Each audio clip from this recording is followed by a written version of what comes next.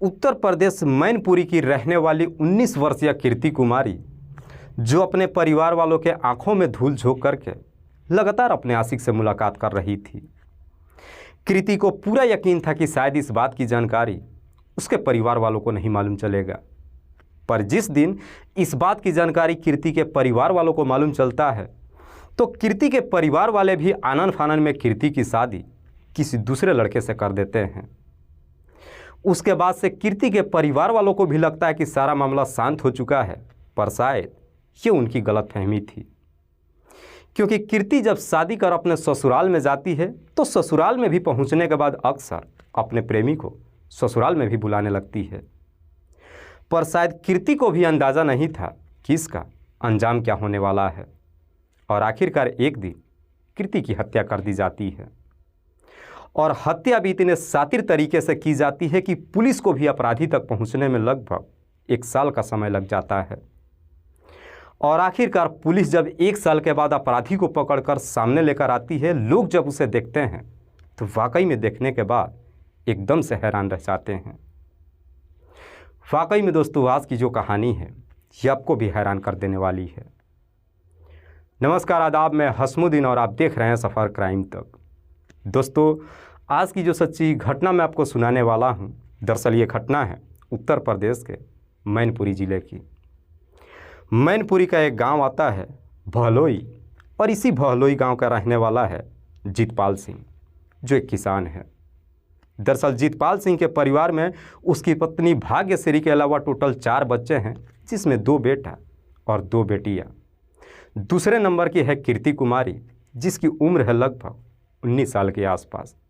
दरअसल कीर्ति का अपने ही पड़ोस का रहने वाला एक लड़के के साथ में प्रेम प्रसंग शुरू हो जाता है, जिसका नाम है सौरभ, जिसकी उम्र लगभग 22 साल के आसपास है।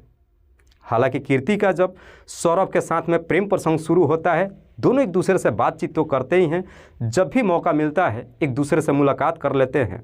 और जैसे जैसे समय गुजरता है, आखिरकार समय के अनुसार कीर्ति और सौरभ दोनों एक दूसरे के इतने करीब आ जाते हैं कि आखिरकार शादी तक करने का फैसला भी कर लेते हैं। लेकिन इससे पहले कि दोनों शादी कर पाते, एक दिन इस बात की जानकारी कीर्ति के परिवार वालों को मालूम चल जाता है। और कीर्ति के पिता जब जीतपाल को मालूम चलता है, उन्हें इतना काफ़ी बुरा लगता है कि आखिरकार अब जीतपाल भी अपने बेटी को सही रास्ते पर लाने के लिए, उसकी जल्द से जल्द शादी करने के लिए एक लड़के का तलाश करना शुरू कर देते हैं। क्योंकि जीतपाल को लगता है कि अगर मैं अपनी बेटी की जल्द से जल्द शादी नहीं करता हूं तो मेरी बेटी समाज में किसी को मुंह दिखाने लायक नहीं छोड़ेगी। इसीलिए जीतपाल सिंह जब एक लड़के का तलाश करना शुरू करते हैं, आखिरकार जीतपाल सिंह की यह तलाश फिरोजाबाद जिला के सिकोहाबाद थाना अंतर्गत मोहिनीपुर गांव में जाकर ख़त्म होती है। क्योंकि इसी मोहिनीपुर गांव का रहने वाला श्याम सिंह का बेटा अर्जुन कुमार उसे पसंद आ जाता है। अर्जुन, जिसकी उम्र है लगभग 23 साल के आसपास, जो अपने पिता के साथ ही खेती किसानी का काम करता है। तेजपाल को जैसे ही अर्जुन कुमार पसंद आ जाता है, उसके बाद से 30 अप्रैल 2019 को अपनी बेटी की शादी अर्जुन से कर देता है। उसके बाद से कीर्ति भी शादी करके अपने ससुराल चली जाती है। कीर्ति भले ही अपने ससुराल चली जाती है, लेकिन इधर उसके गांव में कीर्ति के आशिक सौरभ का बिल्कुल मन नहीं लगता है। लेकिन सौरभ चाह करके भी कीर्ति से मुलाकात नहीं कर पाता है। इसीलिए अब सौरभ कीर्ति से मुलाकात करने के लिए एक प्लान बनाता है। दरअसल कीर्ति का एक जेठ है, जिसका नाम है उदयवीर, जो उसके पति का बड़ा भाई है। सौरभ कैसे भी करके कीर्ति के पति अर्जुन के बड़े भाई उदयवीर से दोस्ती कर लेता है, और फिर इसी दोस्ती के बहाने एक दिन सौरभ कीर्ति के ससुराल भी पहुंच जाता है। हालांकि सौरभ जब कीर्ति के ससुराल पहुंचता है तो कीर्ति के ससुराल में किसी को नहीं मालूम चलता है कि सौरभ का शादी से पहले कीर्ति के साथ में प्रेम प्रसंग चल रहा था। सौरभ जब कीर्ति के ससुराल में जाता है तो उसके ससुराल के तमाम लोगों से बातचीत तो करता ही है, साथ ही साथ कीर्ति से भी हंसी मजाक करने लगता है। उसके बाद से अब सौरभ किसी न किसी बहाने से अब अक्सर कीर्ति के घर पे जाना शुरू कर देता है। लेकिन सौरभ जब बार बार कीर्ति के ससुराल में जाने लगता है, अब कीर्ति के पति अर्जुन को बिल्कुल अच्छा नहीं लगता है। इसीलिए एक दिन अर्जुन सौरभ को साफ साफ मना कर देता है कि आज के बाद से तुम्हें हमारे घर पे आने की कोई ज़रूरत नहीं है। लेकिन सौरभ भी एक नंबर का बदमाश था। अर्जुन के लाख मना करने के बावजूद भी सौरभ नहीं मानता है और आखिरकार 7 सितंबर 2019 को जब कीर्ति के ससुराल में जाता है तो अर्जुन सौरभ को गेट पे ही रोक लेता है और उसे झगड़े तकरार शुरू कर देता है। और जब चीख पुकार होती है, आस पड़ोस के लोग वहां पहुंच जाते हैं।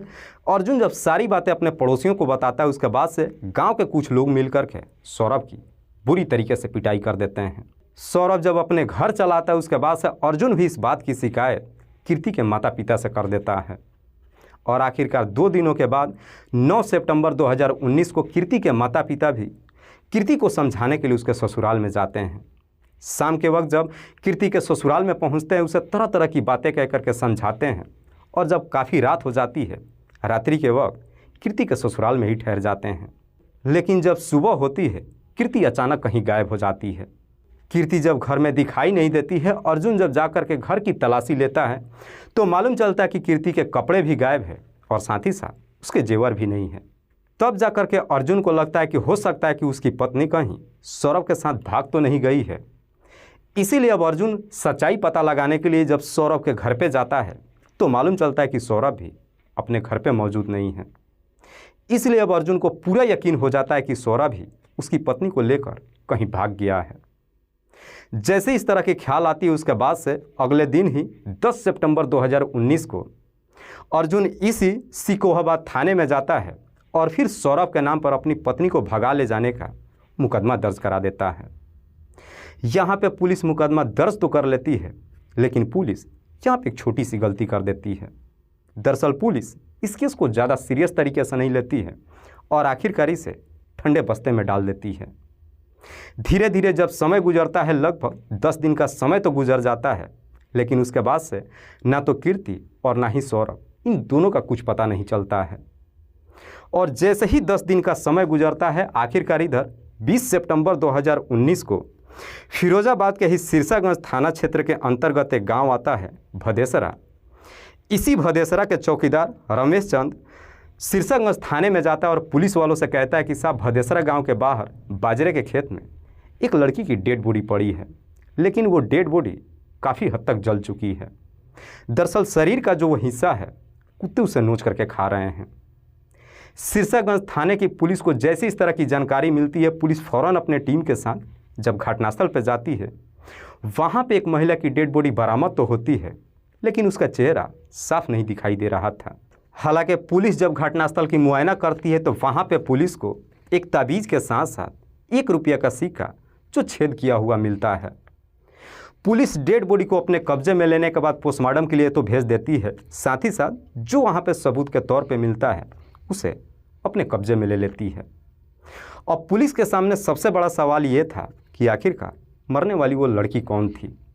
हालांकि पुलिस के पास सबसे पहला काम ये होना चाहिए था कि सबसे पहले उस डेड बॉडी की शिनाख्त कराए, लेकिन पुलिस भी इस केस को ज़्यादा सीरियस तरीके से नहीं लेती है, थोड़ी बहुत जांच पड़ताल करती है और आखिरकार 8 मार्च 2020 को फाइनल रिपोर्ट सबमिट कर देती है और इस केस की फाइल को बंद कर देती है। इतने दिन का समय तो गुजर जाता है, लेकिन ये भी नहीं मालूम चलता है कि कीर्ति मर चुकी है या फिर जिंदा है। और फिर यूँ ही समय गुजरने लगता है और धीरे धीरे लगभग 1 साल का समय गुजर जाता है। जैसे ही 1 साल का समय गुजरता है, आखिरकार सितंबर 2020 में इधर फिरोजाबाद के नए एसएसपी सचिंदर पटेल आ जाते हैं। और सचिंदर पटेल जब सिकोहाबाद थाने में जाते हैं और जा कर के वहाँ पे कुछ फाइलों को चेक करते हैं तो उसी में कीर्ति की फाइल मिल जाती है, क्योंकि ठीक 1 साल पहले 9 सितंबर 2019 को कीर्ति के पति अर्जुन ने अपनी पत्नी को उसके आशिक सौरभ पे भगा ले जाने का मुकदमा दर्ज कराया था और पुलिस इस केस की छानबीन नहीं की थी और ना ही कीर्ति को बरामद कर पाई थी। एसएसपी साहब की जैसे ही उस फाइल पर नज़र पड़ती है, उस फाइल को फिर से जांच पड़ताल करने के आदेश दे देते हैं। और इस बार जब इस केस की जांच पड़ताल शुरू होती है तो पुलिस सबसे पहले एक टीम का गठन करती है और पुलिस इस केस की जांच पड़ताल करते हुए सबसे पहले एरिया के तमाम थानों में जाती है और जा कर के पूछताछ करती है कि क्या 1 साल पहले किसी लड़की या महिला की डेड बॉडी बरामद हुई है जिसकी अभी तक शिनाख्त ना हो पाई हो। सिकोहाबाद थाने की पुलिस जब जांच पड़ताल करने के लिए इधर सिरसागंज थाने में जाती है, आखिरकार उन्हें ये जानकारी मिल जाती है कि 20 सितंबर 2019 को एक लड़की की डेड बॉडी बरामद तो हुई थी, लेकिन अभी तक उसकी शिनाख्त नहीं हो पाई है। पुलिस जब उसकी पूरी डिटेल्स मांगती है तो आखिरकार सिरसागंज थाने की पुलिस डेड बॉडी के पास से सबूत के तौर पे जो वो ताबीज़ और 1 रुपये का सिक्का छेद किया हुआ बरामद की थी, वो सिकोहाबाद थाने की पुलिस को दे देती है। पुलिस जब उन सारे सबूत को लेकर के थाने में पहुंचती है, सबसे पहले इस बात की जानकारी कीर्ति के पिता तेजपाल और उसकी मां भाग्यश्री को देती है और फिर दोनों को थाने में बुलाती है। जब ये दोनों थाने में पहुंचते हैं, पुलिस उस ताबीज़ और छेद किया हुआ सिक्के को दिखा करके कहती है कि क्या आप लोग इसे जानते हैं या फिर इस 1 साल में आपकी बेटी कीर्ति के बारे में कुछ पता चला है। इस पे कीर्ति के पिता तेजपाल सिंह जब उस ताबीज़ और सिक्के को देखते हैं तो देख करके उसकी पहचान कर लेते हैं और पुलिस वालों से कहते हैं कि साहब, मुझे ये तो नहीं मालूम है कि मेरी बेटी जिंदा है या फिर मर चुकी है, पर ये जो ताबीज़ और छेद किया हुआ सिक्का मिला है ये मेरी बेटी की है, क्योंकि मेरी बेटी इसी ताबीज़ में छेद किया हुआ सिक्का लगाकर अपने गले में पहनती थी। तेजपाल जब उन सबूतों की पहचान कर लेते हैं, उसके बाद से पुलिस भी पूरा कंफर्म हो जाती है कि जो डेड बॉडी बरामद हुई थी वो कीर्ति कुमारी की ही थी। चूँकि कीर्ति के पति अर्जुन ने सौरभ के ऊपर इल्ज़ाम लगाया था, इसीलिए पुलिस अब सौरभ से पूछताछ करने के लिए जब उसके घर पे जाती है तो मालूम चलता है कि सौरभ भी अपने घर पे मौजूद नहीं है। पुलिस वहाँ से खाली हाथ थाने में तो आ जाती है, लेकिन इस केस के बारे में ज़्यादा से ज़्यादा जानकारी इकट्ठा करने के लिए आखिरकार पुलिस अब कीर्ति के पति अर्जुन कुमार को थाने पर बुलाती है। हालांकि सिकोहाबाद थाने की पुलिस अर्जुन कुमार को कई सारे समन भेजती है, लेकिन अर्जुन एक बार भी थाने में नहीं आता है, जिसकी वजह से पुलिस को अब कहीं ना कहीं अर्जुन के ऊपर ही शक चला जाता है। और इसी शक के आधार पर पुलिस जब अर्जुन के मोबाइल का लोकेशन उस वक्त का निकालती है जिस वक्त कीर्ति की डेड बॉडी बरामद हुई थी, तो मालूम चलता है कि कीर्ति की जहां पे डेड बॉडी बरामद हुई थी उस वक्त वहां का लोकेशन अर्जुन के मोबाइल का दिखाई दे रहा था। पुलिस को जैसे इस तरह की डिटेल्स मिल जाती है, उसके बाद से पुलिस इसी डिटेल्स के आधार पर आखिरकार 20 नवंबर 2020 को एक गुप्त सूचना के आधार पर अर्जुन को गिरफ्तार कर लेती है। और पुलिस जब अर्जुन को गिरफ्तार करके थाने में लेकर आती है और जब उससे उसकी पत्नी कीर्ति के बारे में पूछताछ करती है, तो पहले तो अर्जुन पुलिस वालों को भरपूर घुमाने की कोशिश करता है, लेकिन पुलिस जब अर्जुन के सामने उसके मोबाइल की सारी डिटेल्स रख करके पूछताछ करना शुरू करती है, आखिरकार अर्जुन मजबूर होकर के अपनी सच्चाई कबूल कर लेता है और पुलिस वालों को जवाब देते हुए कहता है कि हाँ साहब, कीर्ति यानी मेरी पत्नी की हत्या मैंने ही किया है। दरअसल कीर्ति जब शादी कर अपने ससुराल में जाती है और जब उसका आशिक सौरभ बार बार उससे मिलने के लिए उसके ससुराल में जाने लगता है, कुछ महीनों के बाद इस बात की जानकारी कीर्ति के पति अर्जुन को मालूम चल जाता है कि दरअसल उसकी पत्नी का शादी से पहले ही उसके गांव का रहने वाला सौरभ के साथ में प्रेम प्रसंग चल रहा था। अर्जुन को जैसे ये सारी सच्चाई मालूम चलता है, उसके बाद से अर्जुन अपनी पत्नी को काफ़ी समझाने की कोशिश करता है, लेकिन शायद तब तक काफ़ी देर हो चुकी थी, क्योंकि अर्जुन अपनी पत्नी को काफ़ी समझाने की कोशिश करता है, पर कीर्ति भी अपने जिद पे अड़ जाती है कि अगर मैं रहूँगी तो सिर्फ और सिर्फ सौरभ के साथ। अर्जुन जब अपनी तमाम कोशिश कर लेता है और कीर्ति जब उसकी बात नहीं मानती है, तो आखिरकार अर्जुन इस बात की जानकारी अपने बड़े भाई उदयवीर को देता है और कहता है कि अब तुम ही बताओ मैं क्या करूं। अर्जुन जब ये सारी बातें अपने भाई से शेयर करता है, तो उदयवीर भी अपने भाई को सलाह देते हुए कहता है कि अब हमारे पास मात्र एक ही रास्ता है कि तुम अपनी पत्नी को हमेशा के लिए इस दुनिया से हटा दो, उसके बाद से हम तुम्हारी दूसरी शादी करा देंगे, क्योंकि जब तक तुम्हारी पत्नी हमारे घर में रहेगी वो हमें कहीं का नहीं छोड़ेगी। अपने भाई को जब इस तरह की सलाह देता है, खास करके कहता है कि जब हम तुम्हारी दूसरी शादी करा देंगे, आखिरकार अर्जुन भी अब अपनी पत्नी को मारने का फैसला कर लेता है। उसके बाद से अर्जुन अपने भाई के साथ मिलकर के एक प्लान बनाता है और इसी प्लान के तहत 9 सितंबर 2019 को सबसे पहले कीर्ति के माता पिता को अपने घर पे बुलाता है, उनसे शिकायत करा देता है और ठीक रात्रि के करीब 11 बजे के आसपास सौरभ को भी कॉल करके अपने घर पे बुलाता है और कहता है कि कीर्ति के माता पिता हमारे घर पे आए हैं, रात्रि के वक्त हमारे घर पे ही ठहरे हैं। कीर्ति को वो काफ़ी समझा चुके हैं, लेकिन वो जिद पे अड़ी है कि वो तुम्हारे ही साथ रहेगी, इसीलिए हम चाहते हैं कि तुम आकर के कीर्ति को अपने साथ लेकर के जाओ। हालांकि कीर्ति के माता पिता इसके लिए तैयार नहीं हैं। इसीलिए तुम इस तरीके से आना ताकि कीर्ति के माता पिता को ना मालूम चल सके। जब ये सारी बातें कहता है, सौरभ भी उसकी बात मान लेता है और आखिरकार रात्रि के करीब 12 बजे के आसपास अर्जुन के घर के बाहर पहुंच जाता है। इधर अर्जुन भी यही सारी बातें अपनी पत्नी को बोल करके कैसे भी समझाकर तैयार कर देता है और फिर कीर्ति को सौरभ के हवाले कर देता है। उसके बाद से सौरभ कीर्ति को लेकर के सीधे इटावा शहर में चला जाता है। इधर जैसे ही दोनों इटावा शहर में चले जाते हैं, उसके बाद से सुबह सुबह कीर्ति जब अपने घर में दिखाई नहीं देती है, अर्जुन अपना नाटक करना शुरू करता है और सबसे पहले अपने सास ससुर से ही झूठ बोलते हुए कहता है कि दरअसल तुम्हारी बेटी अपने आशिक के साथ भाग गई है। उसके बाद से अर्जुन इसी सिकोहाबाद थाने में जाता है और सौरभ के नाम पर अपनी पत्नी को भगा ले जाने का मुकदमा भी दर्ज करा देता है। दरअसल अर्जुन मुकदमा दर्ज तो करा देता है, लेकिन सिकोहाबाद थाने की पुलिस इस केस को ज़्यादा सीरियस तरीके से नहीं लेती है और उन दोनों को ढूंढती भी नहीं है। जैसे ही 1 सप्ताह का समय गुजरता है, उसके बाद से अर्जुन अपने भाई उदयवीर को लेकर के इटावा शहर में जाता है और कैसे भी जा कर के कीर्ति से बातचीत करके एक दिन के लिए अपने घर के लिए आता है।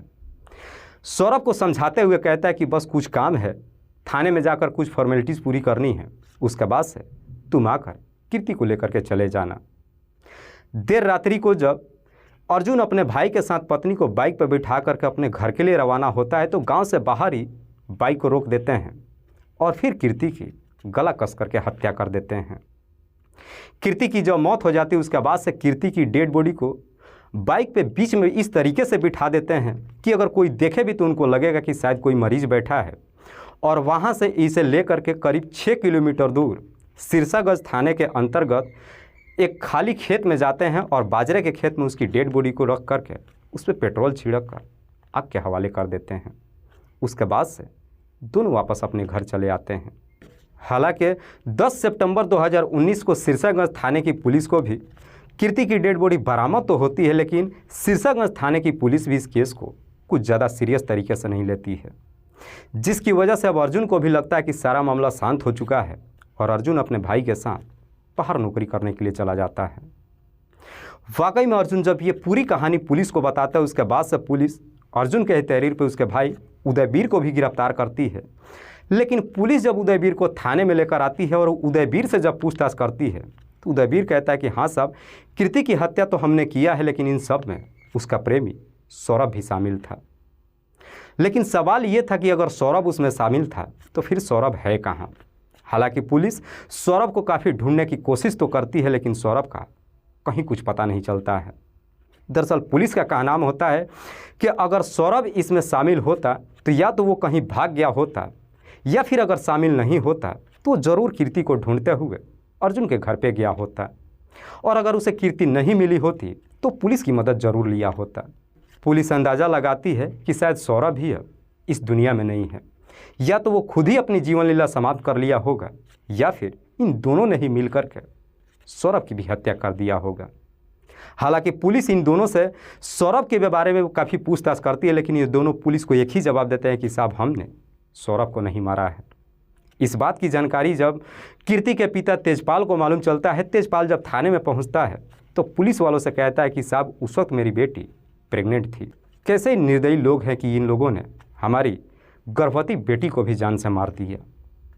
बहरहाल जब ये दोनों अपनी सच्चाई कबूल कर लेते, उसके बाद से पुलिस उस वक्त इन दोनों को गिरफ्तार करने के बाद जिला अदालत में पेश करती है, जहाँ से इन दोनों को जेल भेज दिया जाता है। दोस्तों, इस पूरी घटना के बारे में आप क्या सोचते हैं? आप अपनी राय हमें कमेंट बॉक्स में ज़रूर दीजिएगा। कल फिर मिलते हैं एक और नई सच्ची घटना के साथ। तब तक के लिए जय हिंद, जय भारत।